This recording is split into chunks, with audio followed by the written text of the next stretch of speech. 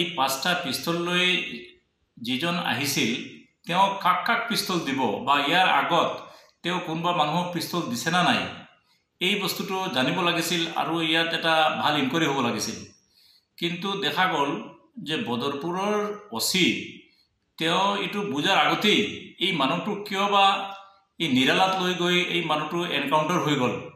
গতিকে আসল ৰহস্যটো মানে উঠাবই পাৰা নাই যে এই মানুহটো কিমান দিন আগৰ পৰাই বিজনেছটো কৰি আছিল কাক কাক পিস্তল দিছিল এক্সট্ৰিমিষ্টৰ লগত জড়িত আছিল কিনা গোটেই বস্তুটো এটা ৰহস্যজনক হৈ থাকি গ'ল গতিকে ইমিডিয়েট এটো ইনকুৱাৰি হ'ব লাগে কাৰণ ওসিৰ এগেইনষ্টত ইয়াৰ আগত বিজেপিয়েও এটা কমপ্লেইন দিছিল যে তেওঁ নাকি কিবা মানে গৰুৰ বিজনেছৰ লগত জড়িত কোনবা মানুহক মানে তেওঁ বিৰাট তেওঁক বাদ দি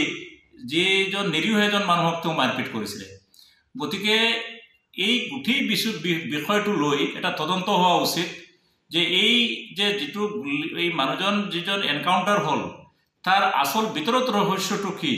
আৰু ইয়াৰ লগত কোন কোন জড়িত আছিল প্ৰশাসনৰ কোনো মানুহ জড়িত আছিল কিনা বা ইয়াৰ লগত কোনো এক্সট্ৰিমিষ্টৰ কোনো মানে যোগসূত্ৰ আছে কিনা এই বস্তুটো উদ্ঘাটন হ'ব লাগে